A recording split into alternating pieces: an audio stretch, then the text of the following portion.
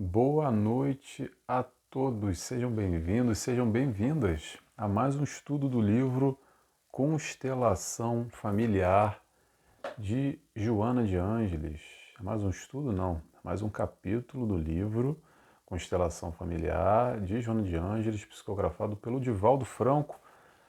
Nós vamos já ao capítulo número 29, terminando já. Semana que vem termina, já está dando uma dor no coração, uma saudade já. Não sei se vocês gostaram aqui, mas eu já estou um pouco saudosista já. Sofrendo por antecipação, vamos terminar a semana que vem com muita alegria, muita felicidade. É um prazer estar aqui com vocês nesse estudo em parceria com a TV e Rádio Chico Xavier, que vai ao ar às 19 horas todos os sábados. Todos os sábados tem lá capítulo novo. Se você perdeu os últimos capítulos, os últimos 29, tá lá uma playlist com todos os capítulos e também nas minhas mídias, às segundas-feiras eu posto capítulo novo e tem lá também no meu canal no YouTube uma lista com uma playlist com todos os capítulos passados. Tem também outro estudo que eu realizei antes desse, que foi do livro Renovando Atitudes. Falei pouco dele aqui, acho que, aliás, nunca falei, tá? Mas vou deixar aí a deixa para quem gostou desse estudo. O livro do Hamed, que a gente estudou no ano passado. Ficamos mais de um ano estudando ele. Então eu convido a todos a me seguirem também nas minhas mídias. Para quem não me conhece, meu nome é Nelson Tavares, prazer em conhecê-los. Eu sou psicólogo, vivo aqui na Ilha da Madeira, Portugal, e estamos aqui na proposta de divulgar a doutrina espírita, divulgar conhecimento, divulgar luz, divulgar amor. Isso que nos toca, de alguma forma a gente busca multiplicar esse conhecimento que liberta, que Jesus nos trouxe. Tá legal? Então vamos lá. Capítulo 29, a família odierna. Odierna? Que história é essa de odierna, Nelson? Vamos traduzir? A família moderna, a família atual. É esse o nosso capítulo de hoje, é esse que Joana nos traz. E os tópicos de hoje serão a educação e limites. Será que a gente consegue impor limites nesse processo educacional com os nossos filhos, com aqueles que estão sob a nossa guarda, sob a nossa tutela? Interrogação. Vamos falar também sobre o mundo virtual, vamos falar o desafio para os pais nessa configuração da família odierna dos dias de hoje. Vamos falar também sobre espiritismo e família, alguns conceitos importantes aqui, sempre bom relembrar, né, pessoal? E muito mais, como sempre. E antes de iniciar, vamos fazer nossa oração? Como de costume, eu convido a todos, quem quiser, quem se sentir à vontade comigo, fechando os olhos e assim agradecemos a Deus Pai, primeiramente. Agradecemos a Jesus, nosso mestre, nosso amigo, nosso guia, aquele que nos dá toda a sustentação, toda a segurança para continuarmos caminhando, trilhando no caminho certo, o caminho do amor, o caminho da felicidade que você nos apresentou, mestre, e nos apresenta ainda. Agradecemos também a toda a espiritualidade de luz que nos cerca em momentos como esse, que possamos assim desfrutar um pouco mais desse conhecimento compartilhado por Joana de Ângeles, de benfeitora, que colabora tanto com a nossa caminhada também, com os nossos desafios, os nossos questionamentos. E que possamos assim dar início a mais um estudo desse capítulo. Que assim seja, graças a Deus. Vamos lá, pessoal. Então, primeiro a gente vai falar sobre educação e limite. Eu vou ler um trechinho para vocês aqui. Que Joana diz o seguinte, vamos lá?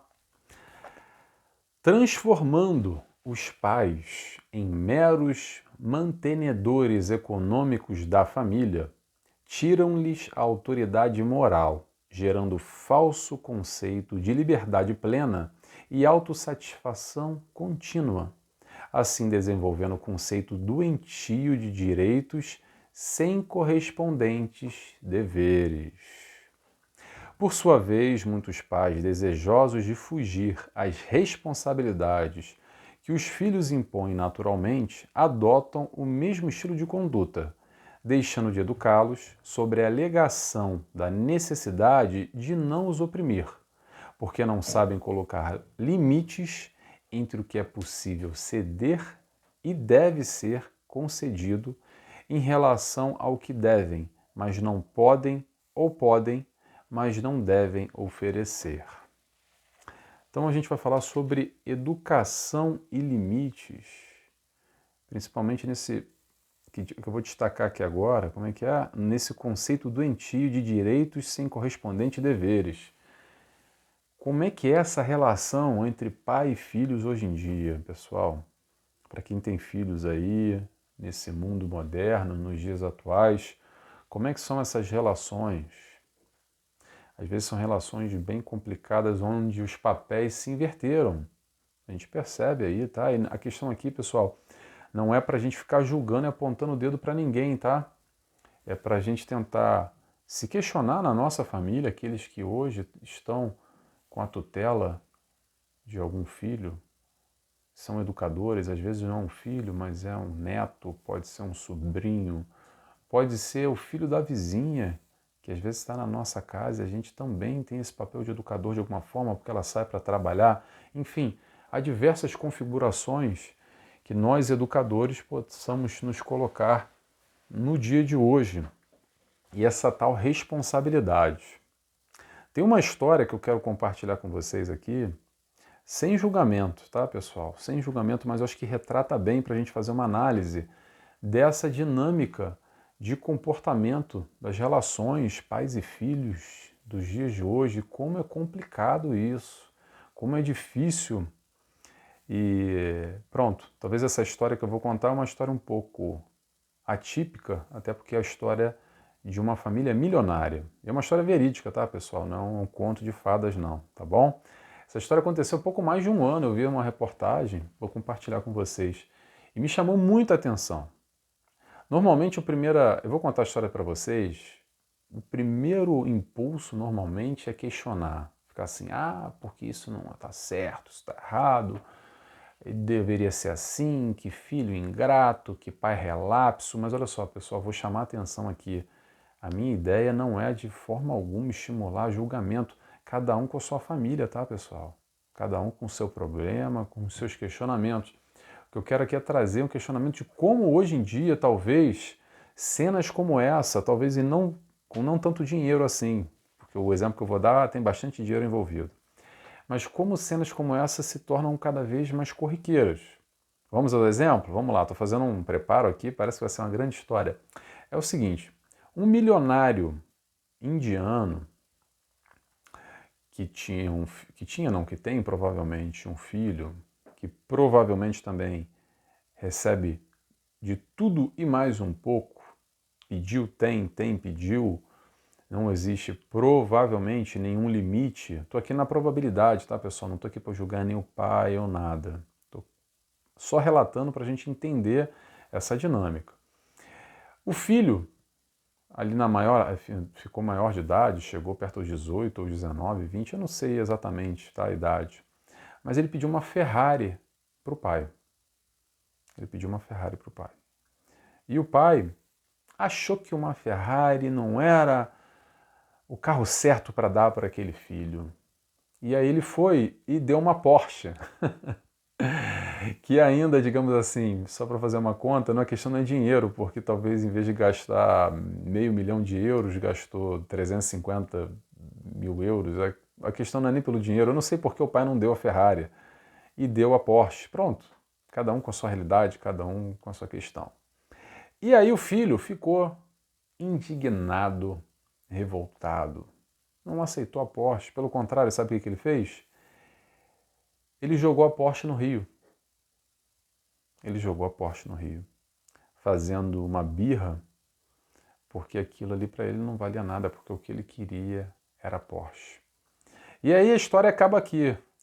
A história saiu no jornal, claro, e aí terminou. Eu não pesquisei muito além e acho que nem tinha muito mais além para a gente entender o que aconteceu depois, né? Com esse pai, com esse filho, como é que é essa relação entre os dois. Mas vamos lá, pessoal, sem julgar, tá? Faça o exercício aí. Mas quantas das nossas famílias de hoje em dia, ou quantos pais e filhos perderam total esse limite?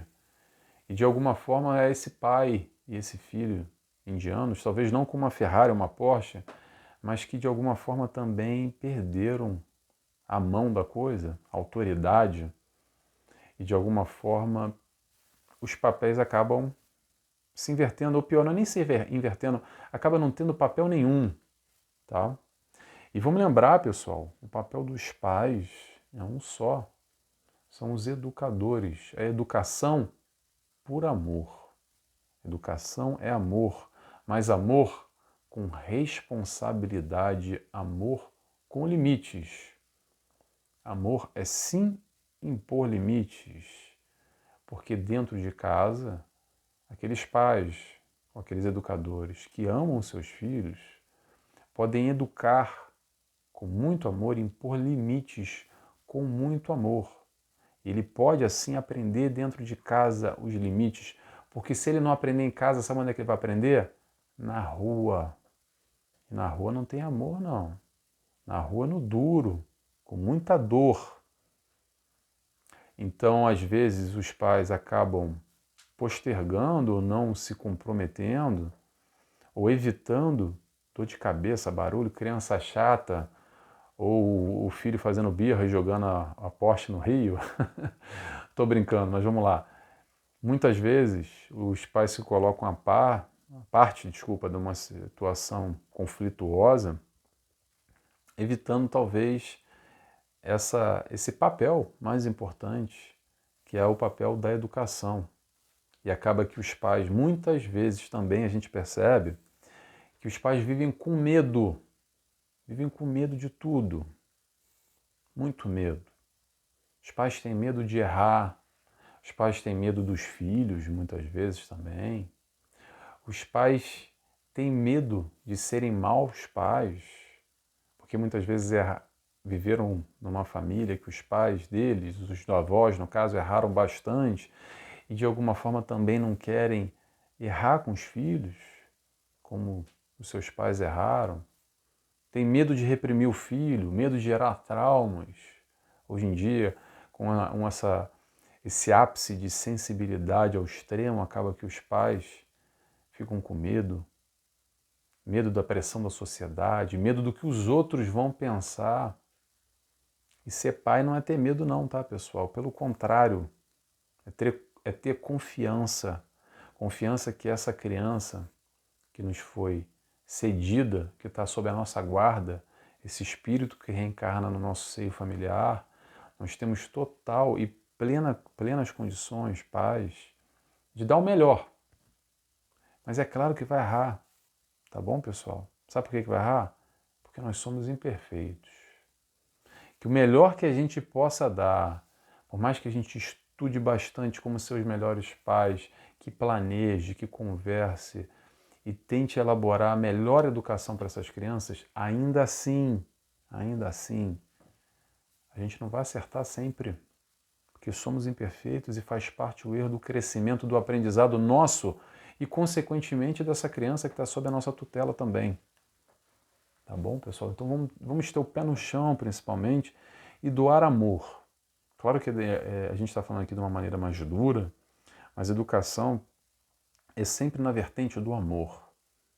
Educação é doar conhecimento, doar aquilo que nós temos de melhor para esse filho, para essa criança que está conosco nesse instante.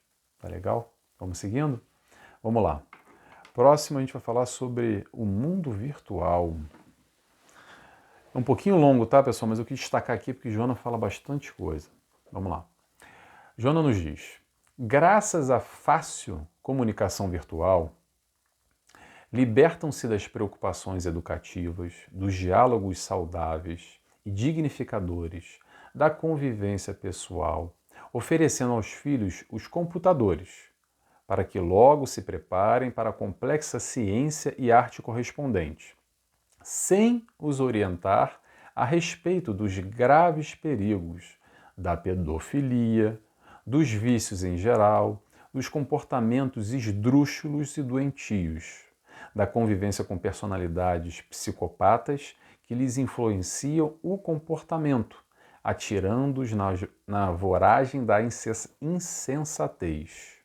Simultaneamente, Os diversos jogos a que os jovens se entregam sem discernimento moral, os contatos prolongados com outros aficionados perturbam-lhe o equilíbrio emocional e retiram-no da convivência pessoal humana para poderem dar largas aos sentimentos mórbidos que não exteriorizariam em outra circunstância. Pessoal, mundo virtual, primeiro, tá?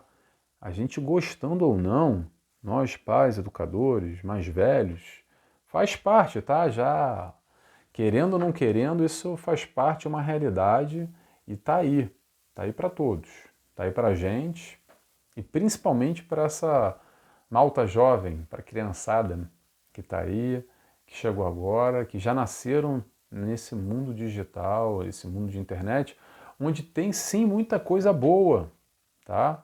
Tem muita coisa boa, mas tem muita coisa ruim também. Tem muita maldade, tem muita ruindade nesse mundo virtual. E se de alguma forma os pais não entenderem, não tiverem um equilíbrio, e de uma maneira geral a gente pode colocar a educação também nessa vertente virtual, porque é de alguma forma uma maneira que dentro de casa essas crianças estão trocando com o mundo lá fora. O que acontece é que nós muitas vezes entendemos que se a gente botar um cercado lá em casa, uma porta, uma tranca e colocar a criança, ela está segura. Ela pode estar segura da violência física, mas não necessariamente da violência mental, onde ela está dentro de casa com o celular na mão, com o tablet, com o iPad, com o iPhone, com o que quer que seja, com o computador, e ela está automaticamente se conectando através do YouTube, do Instagram, do joguinho compartilhado, do mundo que ela vai se conectar. Então, a primeira coisa que os pais deveriam ou precisam, ou é altamente aconselhável, vamos dizer assim, é vamos nos informar, tá? Vamos conhecer, vamos entender essa dinâmica do mundo virtual, o que está acontecendo. O que está acontecendo hoje, daqui a 2, 3, 5 anos já vai estar ultrapassado, está o tempo inteiro vindo a galope. Então vamos entender essa dinâmica, o que vem surgindo e principalmente com o que a criança está se conectando. Então a gente tem que conhecer para ter atenção. E aí sim educar, alertar e principalmente acompanhar.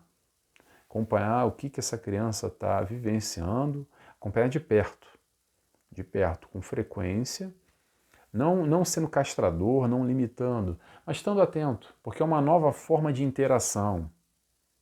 Como no mundo antigo, vamos colocar assim, ou não é no mundo antigo, o mundo continua sendo o mundo, mas o mundo da nossa época, vamos colocar, que não existiu virtual, que, digamos assim, a mãe estava sempre de olho ali na janela, percebendo na rua quem são os amiguinhos que estão brincando, ali passando de lado e dando uma espiada, o que eles estão conversando, etc e tal.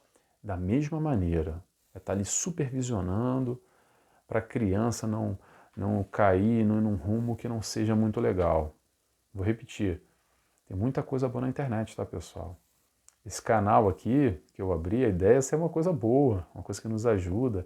TV Chico Xavier, onde esse programa é retransmitido, só tem coisa boa, mas tem muita coisa ruim também, tá legal? Primeira coisa é essa que eu queria colocar aqui, para a gente estar atento, vários perigos que Joana falou, mas que se manifestam de diversas formas, como pedofilia, personalidades psicopatas, alguns jogos que estimulam e fomentam a violência de uma forma excessiva, gratuita, banalizando, assim, de forma, para quem não está atento, já coloca essa exposição para a criança de uma forma complicada, tá? E tem joguinho muito bom também, tem joguinho legal de esporte, mas tem joguinho também que parece, pronto, é só matar, tirar a cabeça, então vamos estar atentos, principalmente com as idades, como é que vai ser essa exposição às vezes demasiada, num período ainda da infância, às vezes não é nem da adolescência, que a criança já está exposta ali, porque os amiguinhos da escola estão jogando joguinho, então tem que jogar também. Será? Será que tem? Porque está todo mundo fazendo, então a gente vai fazer também? criança vai brigar, vai espernear, vai te chamar de mau pai, que te odeia, que você não é a mãe. Aí você vai ficar magoado e sentido também, eu entendo. Mas isso faz parte da educação. Está orientando, está percebendo. E mais uma coisa que ela colocou aqui que eu quero ressaltar. Olha só, o mundo virtual existe, tá, pessoal? Mas o mundo real também, tá bom? O mundo real não deixou de existir, tá? Então o que eu quero dizer com isso? Dá para ter os dois. Não é para largar só no mundo virtual, porque se deixar a criançada de hoje em dia, adolescente, vai ficar só no mundo virtual e vai se desconectar completamente do mundo real. E quando estiver no mundo real, vai estar conectado mentalmente com o mundo virtual. Aquela história que vai sentar todo mundo na mesa para comer, e se a criança, o jovem, não levar o celular para a mesa porque o pai proíbe, porque não é o momento, que é o momento de sentar e conversar, talvez essa criança vai ficar lá assim, ó, sei, tá legal, parecendo um zumbi, olhando para o relógio, engolindo a comida o mais rápido possível para acabar logo e voltar para o mundo virtual. Que é o mais normal, tá, pessoal? Que isso aconteça no dia em dia. Então, quando eu falo agenda, dá para fazer tudo. Não precisa ser um pai que restringe e que maltrata e que coíbe, mas dá para delegar não, dá para organizar, dá para colocar tantas horas por dia para ter uma conversa saudável na mesa, para falar da vida. Mas a criança não quer conversar, então fala de qualquer coisa. Fala do tempo, está muito quente, está muito frio. Como é que foi lá na escola? Não teve nada, então tá bom. Então me conta uma história, eu vou te contar uma história aí. Fala qualquer coisa, fala da tua amiga lá, do teu amigo da escola. Não interessa. Mas estimular, fomentar o além do virtual. O virtual é bom, é importante, faz parte da realidade, mas o mundo real também.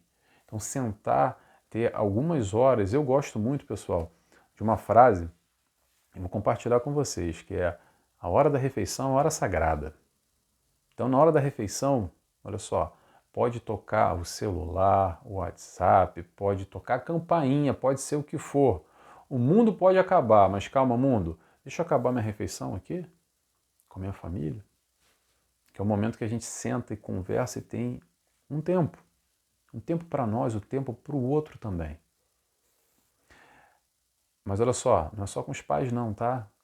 Não é só com as crianças não, os pais também, por favor, desliga o celular, desliga o WhatsApp, porque normalmente a gente não percebe, não, porque tem um negócio de um trabalho que eu tenho que resolver, que é fulana, só um minutinho. Então, é criar um hábito de não ficar só no virtual. Eu acho que isso serve também para nós adultos, não só para as crianças, tá bom? Vamos lá? Vamos seguindo aqui. Próximo trecho que Joana nos traz. Agora é um desafio para os pais. Desafio para os pais. Vamos lá. Sem o protecionismo ou excessos de cuidado e preocupações, mas também sem a indiferença pelo destino da prole, entregue a si mesma ou a funcionários remunerados, a família vive momento muito grave, em face das alterações conceituais dos valores ético-morais, especialmente no que diz respeito ao comportamento sexual, aos divertimentos e gozos, ao estudo e programas educacionais. Pessoal, desafio para os pais, eu acho que esse trecho aqui eu vou repetir, do início. Sem o protecionismo ou excesso de cuidados e preocupações, mas também sem indiferença pelo destino da prole. O desafio é o equilíbrio. O desafio é educar, mas também respeitar a individualidade dessa criança, desse adolescente que vem crescendo e tem as suas opiniões, tem a sua busca, tem a sua caminhada individual. Lembrando, somos espíritos reencarnantes, cada um tem a sua história, tem a sua bagagem, tem as suas inclinações para positiva, para negativa. É estar atento a tudo isso, mas respeitar também. É dizer o sim, sim, não, não, mas que não seja de uma forma onde tem que ser da nossa maneira, porque a nossa maneira é a única maneira certa.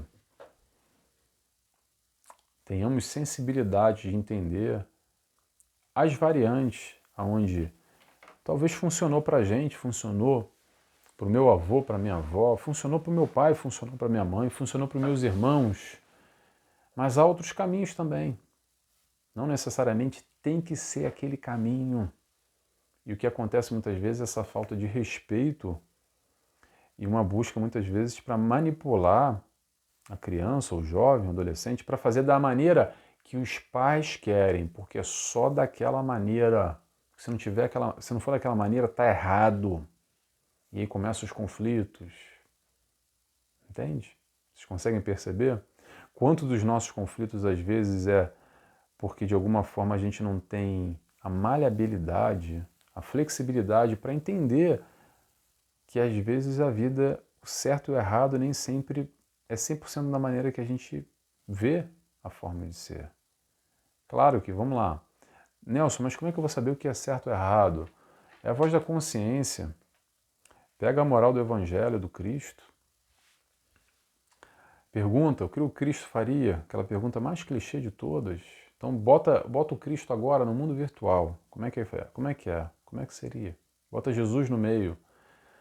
Bota Jesus em todas as preocupações, todos os questionamentos no âmbito familiar que talvez vocês estejam enfrentando com algum jovem, com algum adolescente, para tentar entender como a gente pode doar o nosso melhor com amor, mas ao mesmo tempo respeitar também a individualidade, sem proteger demais, sem criar aquela bolha que também os pais às vezes criam, e não querem que, por muito amor, tá? Por muito amor, que o filho vá se expor nesse mundo de muita maldade e crueldade, mas pessoal, se ele encarnou aqui é para viver tudo isso que a gente está vivendo. Por mais que a gente queira criar uma bolha, daqui a pouquinho, mais cedo ou mais tarde, a gente desencarna e ele vai estar aí, ó, vai quebrar essa bolha, talvez no momento que a gente desencarnar. E será que ele vai estar preparado o suficiente para lidar com as questões do mundo? Ah, mas eu fiz o meu melhor. Claro, a gente sempre quer fazer o nosso melhor enquanto pais. Mas vamos tomar cuidado para não proteger em excesso, em preocupações e também não ser indiferente, tá bom? Outra coisa que eu queria colocar aqui, ressaltar o que Jona falou, é essa exposição à questão sexual, tá? Isso é algo também que está demasiado e infelizmente cada vez pior. Eu lembro outro dia, eu achei até engraçado, vou compartilhar com vocês, quando começou a época do El Chan, com a boquinha da garrafa, foi descendo na boquinha da garrafa, desceu e não subiu nunca mais, e tá mais para baixo ainda que a gente podia imaginar, lá nos anos 90. Quem é dessa época sabe o que eu estou falando. Não é só música não, tá pessoal? Um pouco de tudo, infelizmente, essa exposição à sexualidade, à sensualidade, ao sexo explícito em geral, está cada vez mais corriqueiro, banalizado, fácil. E quando eu falo fácil, às vezes não é nem o jovem que vai lá buscar não, tá? O jovem nem está buscando e aparece na tela dele ali alguma coisa que ele não entende muito bem, que ele ainda é criança, o menino, a menina, e já tem ali uma cena de nudez, uma cena de sexo explícito acontecendo diretamente, site de pornografia, isso tudo cada vez mais é super banal. Eu sou da época ainda, pessoal, que para conseguir uma revista de mulher pelada tinha que pelejar, era na banca de jornal e era complicado, tá? Não era algo fácil. Então, o que eu quero dizer com isso? É para a gente estar atento, principalmente, a essa exposição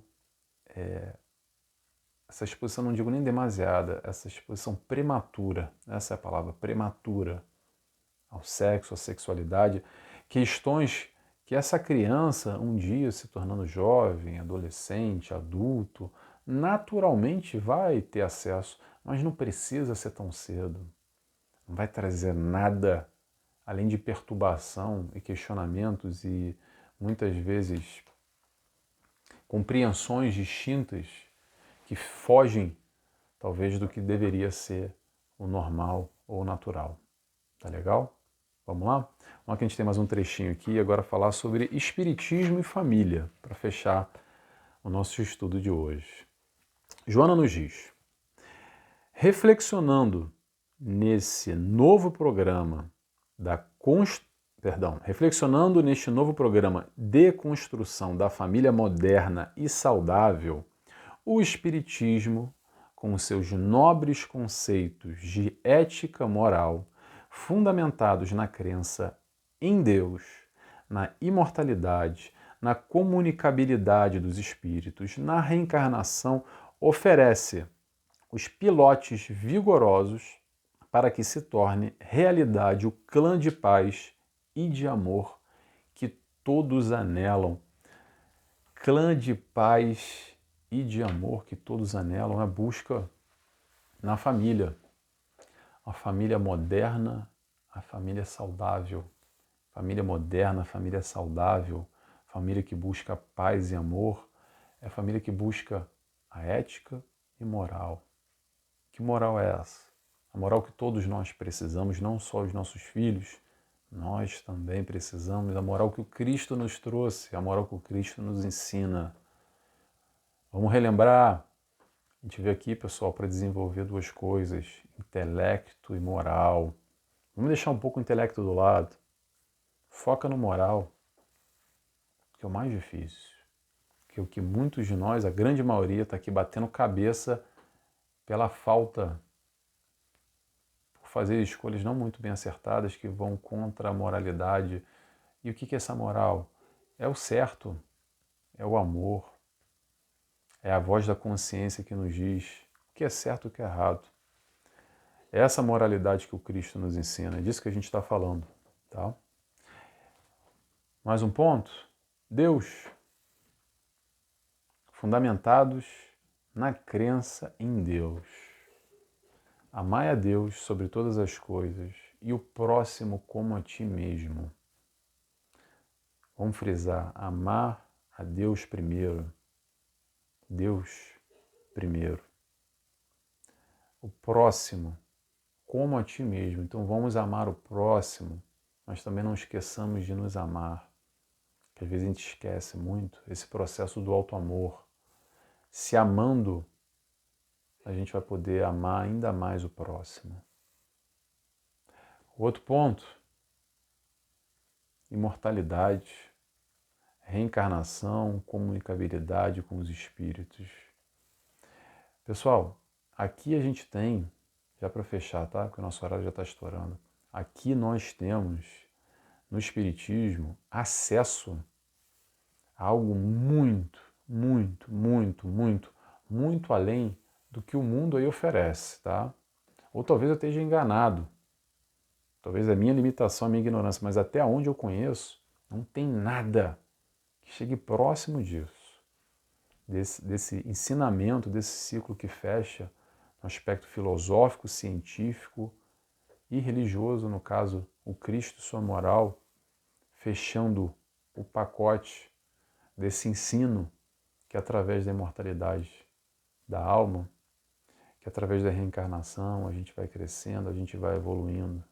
Então a conversa nesse âmbito aqui familiar que Joana nos traz, que a doutrina espírita nos traz, é uma análise sobre outro parâmetro, é um outro contexto, o buraco aqui é muito mais embaixo. Então a partir do momento que a gente tem acesso a isso tudo, aproveita. Vamos aproveitar essa luz, essa oportunidade realmente que a gente tem aqui de fazer diferente do que a maior parte das pessoas que não tem ainda esse acesso. Se a gente está preparado para isso, na racionalidade, tá, pessoal? Não estou aqui para trazer que ser espírita é melhor do que ninguém. Cada um com o seu barato, quer ser espírita ótimo, não quer ser também, não tem problema. Seja feliz aonde você quiser, da maneira que você quiser. Mas para você que é espírita e já tem acesso e isso te fala a tua alma, responde os teus questionamentos, você vai fundo. Você vai fundo, entende de uma maneira que pouca gente entende. Tá legal?